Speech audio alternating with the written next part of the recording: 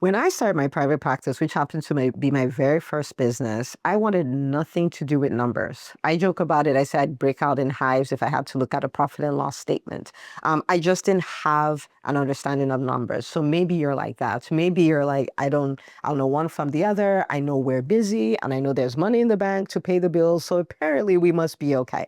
Well, that used to be okay back in the day. It's not okay anymore because we have to become these savvy physician entrepreneurs. So today I'm going to talk to you about the 5 most important metrics to track in your business. And the thing is that this is going to be really simple. It's going to be a quick review. If you had, 20 minutes, 30 minutes a week to kind of look at the financial state of your business, these are the things you would look at. Okay. So this is going to be such a game changer for you. And you can feel like you have a finger on the pulse of your practice. So the very first thing is your revenue goal. Now, it fascinates me when I think about the number of private practice owners who do not have revenue goals. And that's just because we've done things the way we did them. We've not had a business education, but that's changed because this channel exists now. But your revenue goal is the starting point of most financial things, right? So in this calendar year or over the next 12 months, how much do we want to bring in revenue? And you might be thinking, I don't want to focus on that. I want to focus on taking care of the patients and doing good medicine. But let me tell you a part of good medicine. A part of good medicine is staying in business so you can practice good medicine. Right? So when you look at your financial numbers, you're not doing something that is different from good medicine. You're setting the stage and you're making it possible for you to do good medicine. Okay. All right. So revenue goal. All right. So what is it that we want to do? How much do we want to bring in revenue? I cannot tell you how many physicians don't even know how much they brought in revenue over the last 12 months. There's no clue. And we observe, we don't judge. Okay. So it doesn't matter if you didn't know. We're about to look at a new way now. So revenue goal, what is that going to be? And you can pick a number, you can play with a number, you can reverse engineer the number, but you want to know what the number is, okay? And when I talk about the revenue goal, you might say, okay, so why would I look at that every week? Because you're going to look at your target and your versus your actual, right? And so let's say your target for this year is you want to bring in 2.4 million, right? 2.4 million will come to 200,000 a month. Now, if you're doing 200,000 a month, and you look at January, you're like, okay, we brought in 140. And you look at February, you're like, we brought in 196. And we look at March, and you're like, we brought in 180. You're like, okay, we're close enough, but clearly something needs to give, something needs to change if we're going to hit that number, right? So you're not just looking at the goal number, but you're looking at what you set as the goal, what's the target, and what's the actual number of dollars you've brought in, and then you're comparing those numbers. The reason why I like looking at this number is because it immediately lets you know, are we on track? Are we not on track? Do we need to change something? Do we keep things the same? If we look ahead, are we going to continue to be on track? What are the things we need to avoid? It helps you make data-driven decisions, okay? And when it comes to decisions we make in our practices, we want to make data-driven decisions. We don't want to make decisions based on assumptions because those almost always backfire, okay? So that's the first number I always look at. I look at this number every week. The second number I look at every week is the patient volume, okay? Like what is the volume of patients we've seen, year to date, and what is the patient volume for the week we just got out of, and what is the patient volume for the next few weeks? These are numbers that we just look at, right? Because it tells a story. You might say, I have a good idea, we're busy. I say this, right? I'm not talking about your mind, but I say this. I say the undisciplined mind is an idiot, right? Because you can walk in and you're like, oh my goodness, the day was so stressful. We saw so many patients and all of that. That's a feeling. But I can't tell you how many times, people say that and I pull up the numbers and I'm like, you saw 19 patients. And they're like, only 19? I'm like, mm-hmm.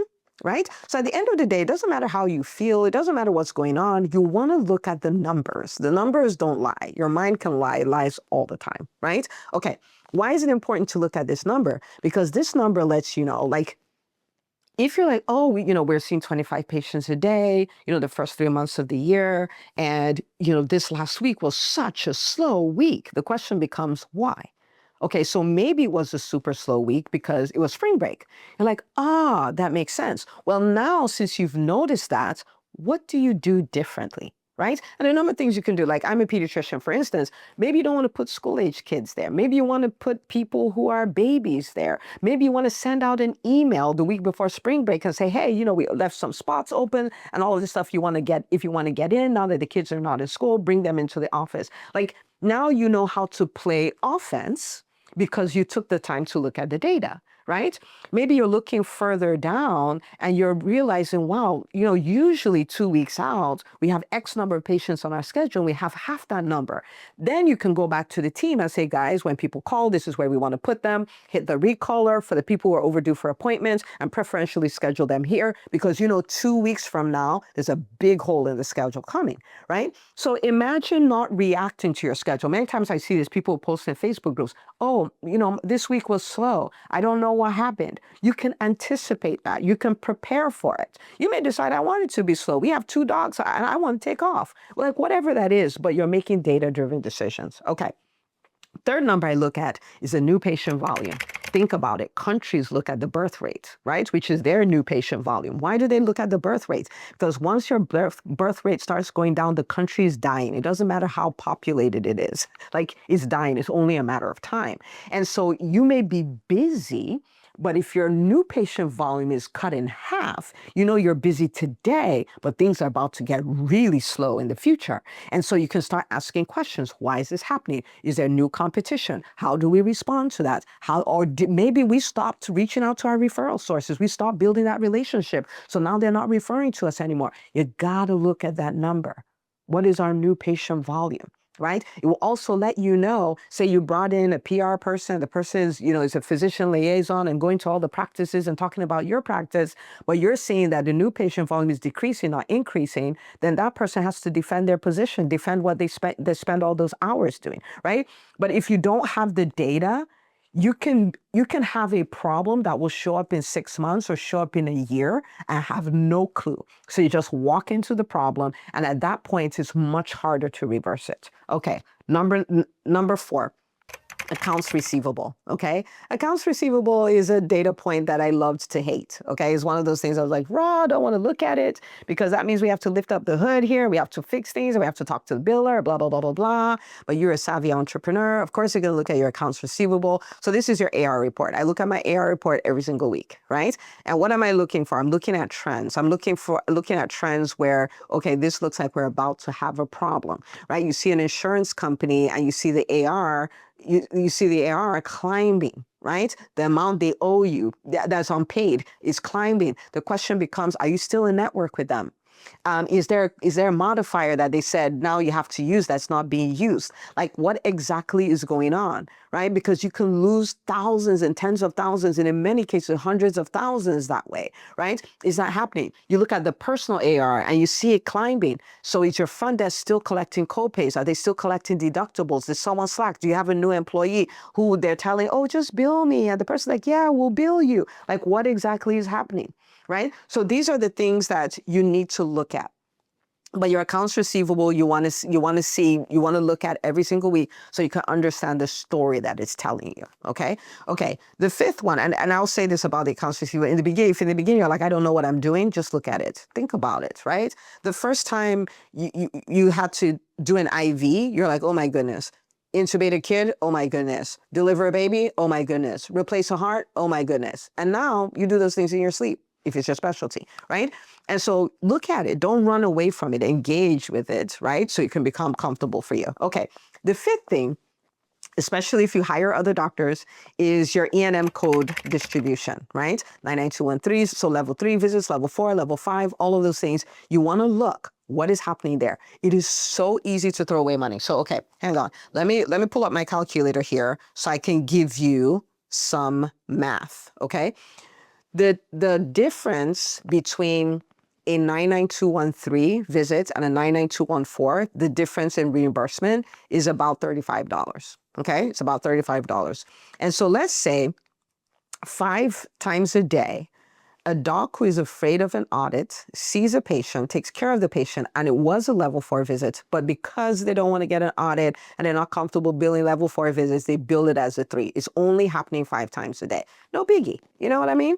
Okay. So 5 times 35 is $175, which is like, it's just $175 times 260 working days a year. That's $45,500. And this is $45,500 of pure green profit, because you've already paid the team, you've already paid the doctor, you've already paid the mortgage, you've already paid the light bills, you've already paid for everything. The person already did the work. The only thing costing you $45,500 every year is a 4 that was miswritten as a 3. That's it. That's it. Now, if you have 3 doctors working for you and they're doing this, that's $136,000. Right? Okay. So here's the deal. I look at the distribution. I've had times where, on average as a practice, maybe we have, 40% 99214s, and we have this one doctor who's 92% 99213s. And you're like, how is it possible that your panel is completely different from everybody else's panel, right? So that's something that you look at, because it's so easy to throw away money. And the longer you've been a doctor, the worse your coding is. Did you know that? Because of course, it takes you a lot less work in terms of time and all that to get the job done. But that's because you got so good. And so you don't want to penalize yourself for getting so good. So because you walk in and walk out and you fixed it and all of that stuff, then you start billing more, you start coding more poorly. And that's the reason why you want to look at it. So you can ask your question, what is going on here? Now, does that mean you make up 99214s and 99215s? Of course not. There are guidelines for that. But for the most part, physicians do not overcode. This is not a problem we have. We undercode almost always. Okay. All right. So that's the 5th number that I look at. Now, I want you to think about these 5 numbers. So the revenue goal, target versus actual, that makes you start thinking strategically about what to do. Your patient volume, right? The past, the current, and the projected. The new patient volume, the accounts receivable, and E&M code distribution. If you start looking at these 5 numbers every single week, and you start making data-driven decisions based on it, the profits in your practice will skyrocket. And that's the truth, okay? It takes a little intentionality. It takes a little discomfort, because in the beginning, it's uncomfortable to look at numbers, especially if you haven't learned to tell the right stories about them, right? But if you do this, it will change everything. So what do I want you to do today? I want you to start tracking. Please let me know in the comments. It'll make me feel so good. I will start tracking today, or I will track better today, right? Start tracking. Start with these 5. Of course, there are more, but you can start from here and expand. Now, if you are like, man, I wish I had a system, a way of tracking these numbers. I don't want to have a gazillion spreadsheets and all of those kind of things. There is a software service that we've used in my private practice. It's called Practice Pilot. You can check it out. It's practicepilot.io, and you could get a 14-day free trial. And what that does is it gives you the revenue goal, the target versus the actual. You can track your patient volume. You can track your accounts receivable. You can track you can track those numbers. And more importantly, it uses a team approach, so your team starts tracking those numbers, which creates pure magic, because not only are you looking at the data, they are looking at the data too. Okay, so practicepilot.io, and you can do a free 14-day trial starting today. Okay, but I want you to track, because this is what it does. It puts you in this position where you are a savvy entrepreneur. You look at your numbers, you understand your numbers, you know how to make data-driven decisions. When people come and offer you things that do not make financial sense, it's so much easier for you to catch that, because you're this person who is a great clinician and a savvy entrepreneur. Okay, so I'm rooting for you always. Go do this, and I'll see you on the next episode.